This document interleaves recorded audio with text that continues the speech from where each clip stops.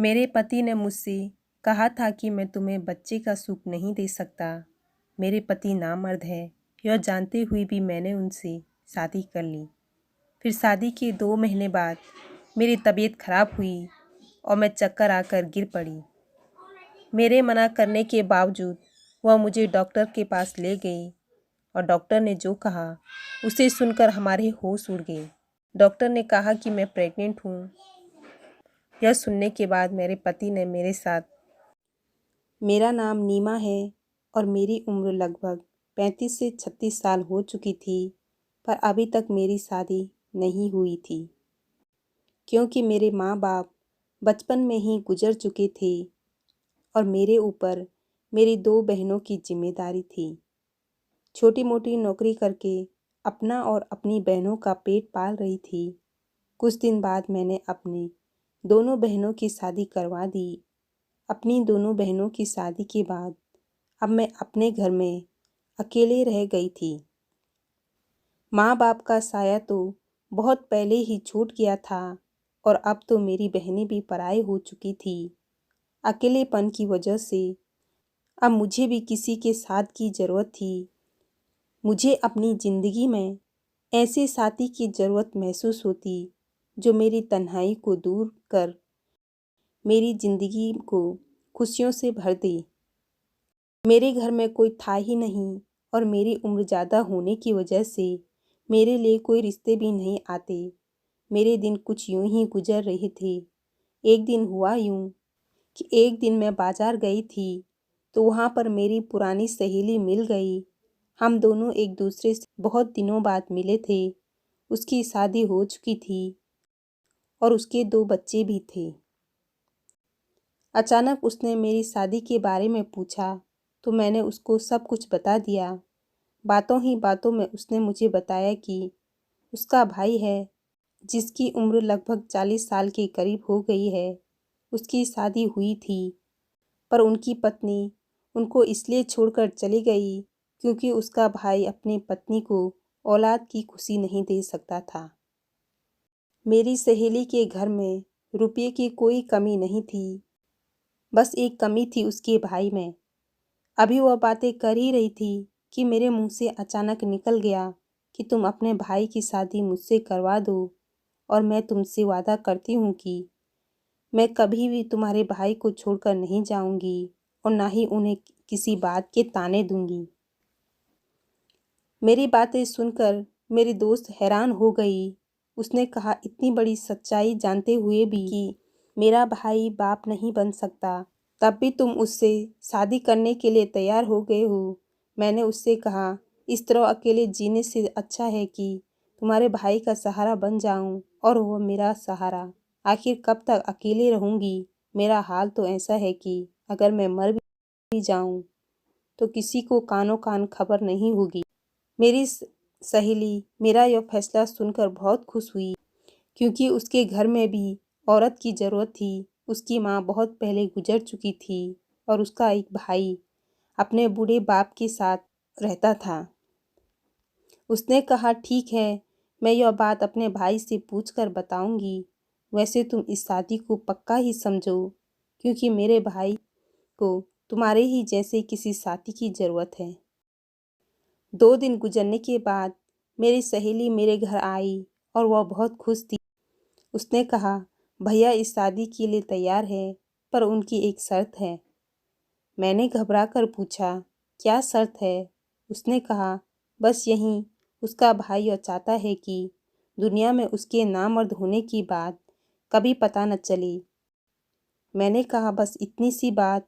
तुम और तुम्हारे भाई इस बात के लिए बेफिक्र रहो। मैं भला क्यों दुनिया को बताऊंगी कि मेरा पति नामर्द है। अगले कुछ दिनों में मेरे और नीरज की शादी बड़े धूमधाम से हुई। लोग तो यह देखकर हैरान थे कि अकेली लड़की का इतना अच्छा रिश्ता कैसे मिल गया। मैंने यह बात अपनी बहनों को भी नहीं बताई थी कि मेरा पति नामर्द है। मेरे पति का यह राज मेरे सीने में दफन होकर रह गया था। मैं दुल्हन बनकर नीरज के घर गई तो यह देखकर हैरान थी कि नीरज का घर तो एक आलीशान बंगला था। मैं अपनी शादी से बहुत खुश थी क्योंकि मैंने सपने में भी नहीं सोचा था कि इतने अच्छे घर में मेरी शादी होगी। मेरा कमरा बहुत अच्छे से सजाया गया था। सुहाग की सेज पर बैठी हुई नीरज का इंतजार कर रही थी। नीरज जब कमरे में आए तो उनके अंदर एक झिझक थी। शायद वो अपने अंदर की उस कमी को लेकर परेशान थे। मैं मैच्योर औरत थी, इसलिए मैंने पहल की और उनका हाथ पकड़कर उन्हें यकीन दिलाया कि यह बात कभी भी हमारे कमरे से बाहर नहीं जाएगी और ना ही मैं आपको इस बात के लिए कभी कुछ कहूँगी। मेरे इतना कुछ कहने और समझाने के बाद नीरज का चेहरा खिल उठा। उन्होंने मेरे हाथों में तोहफे के रूप में अंगूठी पहनाई और कहने लगी कि तुम्हें देखकर लगता है कि अब मेरी ज़िंदगी में मुझे सब कुछ मिल गया। मुझे भी कुछ ऐसा ही लग रहा था। मैं अपनी ज़िंदगी में अब बहुत खुश थी, मगर मुझे क्या पता था कि आने वाला वक्त मेरे लिए ज़िंदगी का आजमाइश साबित होगा। मैं और नीरज अपनी ज़िंदगी में बहुत खुश थे। नीरज ने मुझे इतना प्यार दिया कि मैं उनके साथ बहुत खुश थी। नीरज ने मुझे अपनी पहली पत्नी के बारे में सब कुछ बताया। उन्होंने बताया कि जब काफ़ी दिनों तक उन्हें बच्चा पैदा नहीं हुआ तो डॉक्टर को दिखाया, तो डॉक्टर ने नीरज में ही बहुत सी कमियां बताई। और जब यह बात उसकी पहली पत्नी को पता चली कि वह कभी बाप नहीं बन सकता, वह नीरज को छोड़कर चली गई।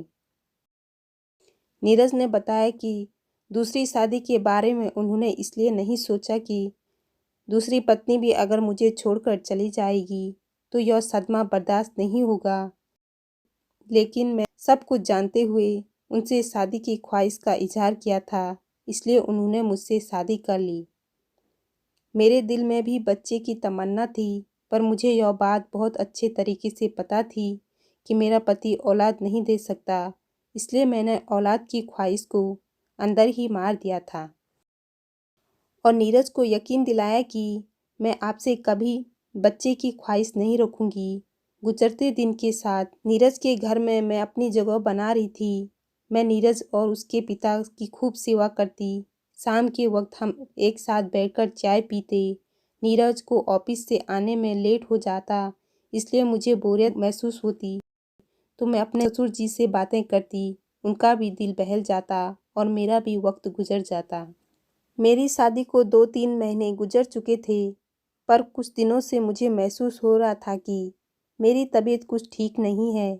हम सब खाने की टेबल पर बैठे हुए थे, तभी अचानक मुझे चक्कर सा आया, पर मैं गिरते गिरते बच गई।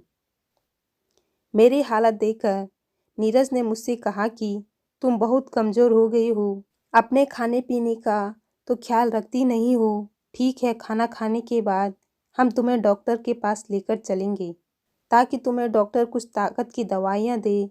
तुम खाना अच्छे तरीके से खाने लगोगी, तुम्हारे अंदर की कमज़ोरी भी दूर हो जाएगी। मैं डॉक्टर के पास नहीं जाना चाहती थी, पर नीरज ने मेरी एक न सुनी। ऑफिस जाने की वजह वह मुझे डॉक्टर के पास ले गए। डॉक्टर ने मेरा चेकअप किया और चेकअप करने के बाद डॉक्टर ने जो बात बताई उसे सुनकर हम दोनों पति पत्नी सन्न रह गए।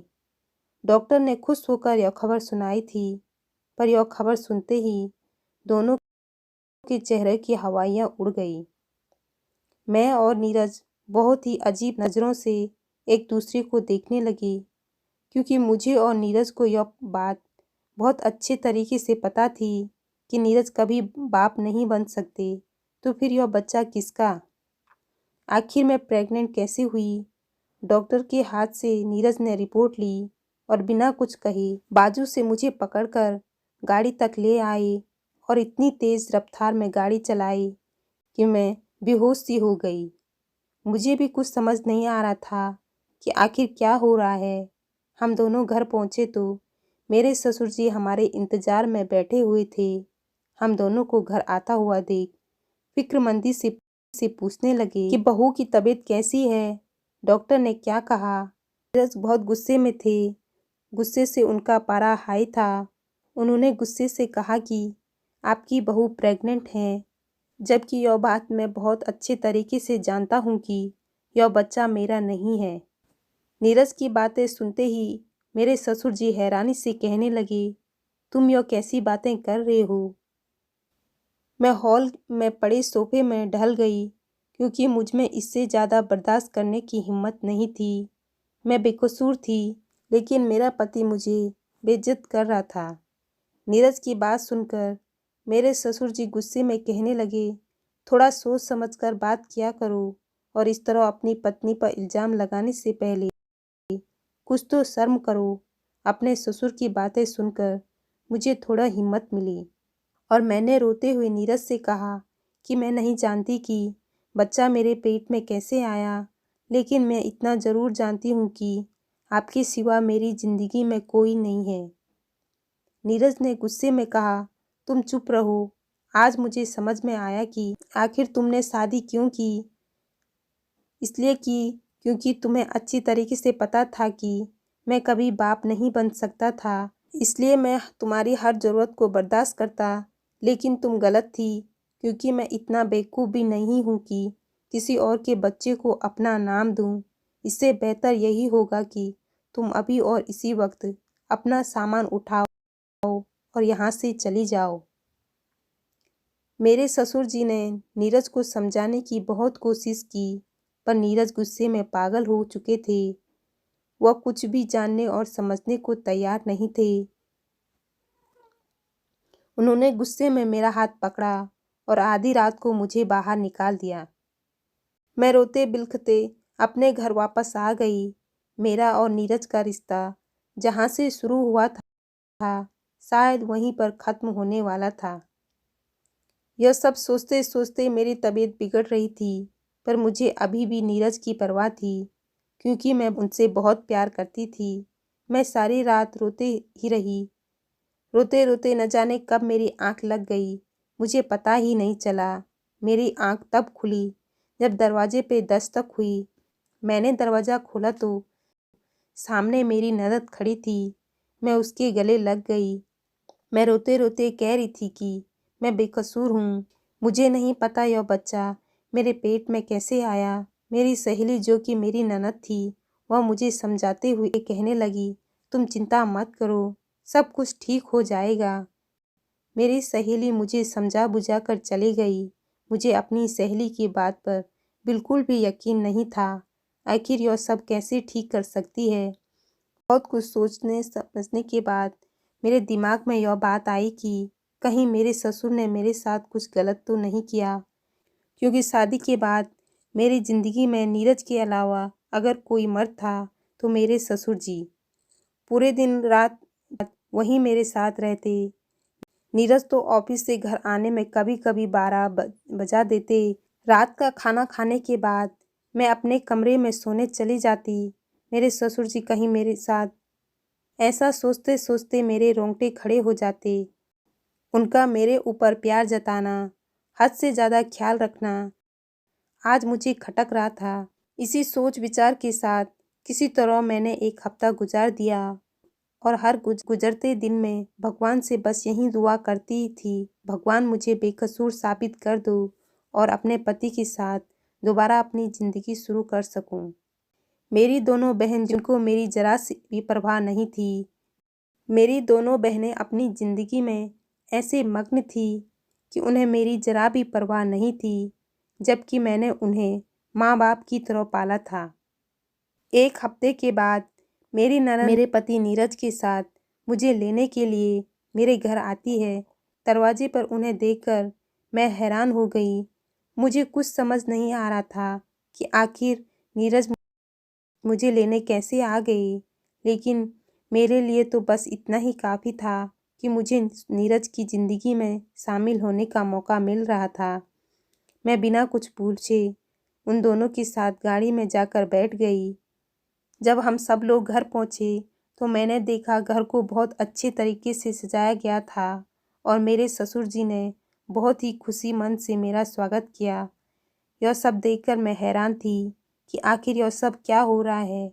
मेरी सहेली ने बड़े प्यार से मुझे गले लगाया और मुझसे कहने लगी, तुम्हारा बहुत बहुत शुक्रिया कि तुमने मुझे बुआ बनने का मौका दिया। मैंने हैरत से एक नज़र नीरज पे डाली तो वह शर्मिंदगी से खड़े थे। मेरी सहेली यानी कि मेरी ननद सारा सच मुझे बताने लगी। उसने बताया कि पापा को तुम्हारे ऊपर विश्वास था कि तुम कोई भी गलत काम नहीं कर सकती। यह सब जानने समझने के बाद भैया फिर दोबारा उसी लेडी डॉक्टर के पास गए जिसने पहले उन्हें बताया था कि वह कभी बाप नहीं बन सकते। लेडी डॉक्टर भैया को देखते ही पहचान गई, पर जब भैया ने उन्हें बताया कि मेरी दूसरी पत्नी प्रेग्नेंट है, तो लेडी डॉक्टर ने भाई को एक ऐसा सच बताया जिसे सुनकर उनके सर पर आसमान गिर पड़ा। उस लेडी डॉक्टर ने बताया कि भाई के अंदर कोई कमी नहीं थी। उनकी पहली पत्नी ही भाई के साथ नहीं रहना चाहती थी, इसलिए वह ऐसी दवाइयाँ इस्तेमाल करती कि वह कभी प्रेग्नेंट ना हो और भाई पर नामर्द होने का झूठा इल्ज़ाम लगाकर उनसे छुटकारा पाना चाहती थी। इसलिए पैसे के दम पर डॉक्टर से भाई की झूठी रिपोर्ट बनवाई। भाई को लगा कि वो कभी बाप नहीं बन सकते। यह सब होने के बाद दिन रात भाई को नामर्द होने का ताना देती, इसलिए तंग आकर भाई ने खुद ही उस औरत को तलाक दे दी। मेरी सहेली ने यह सब मुझे बताकर मुझे नीरज की ज़िंदगी में आने का मौका दिया था, नहीं तो मैं इसी सोच के साथ घुट-घुट कर जी रही थी कि आखिर यह बच्चा किसका है। मैं तो अपने ससुर पर ही शक करने लगी थी। नीरज मुझसे अपने किए की माफ़ी मांगने लगे, लेकिन मुझे उनसे कोई शिकायत नहीं थी, क्योंकि उनकी जगह कोई और भी होता तो शायद ऐसा ही करता। मेरे घर आने की खुशी में मैंने और नीरज ने मिलकर केक काटा था और मेरे ससुर और मेरी सहेली ने हमारे अपने होने का फर्ज निभाया। मेरे ससुर ने मेरे सर पर हाथ रखकर मुझे बहुत दुआएं दी, पर मैं दिल ही दिल में शर्मिंदगी महसूस कर रही थी कि कुछ लम्हों के लिए ही सही मैंने अपने ससुर के ऊपर शक किया। हमारे रिश्ते कितने नाजुक होते हैं, जिन्हें बहुत प्यार से संभाल कर रखना पड़ता है। कभी कभी इंसान की मामूली सी गलती से हमारे रिश्ते शीशे की तरह टूट कर बिखर जाते हैं।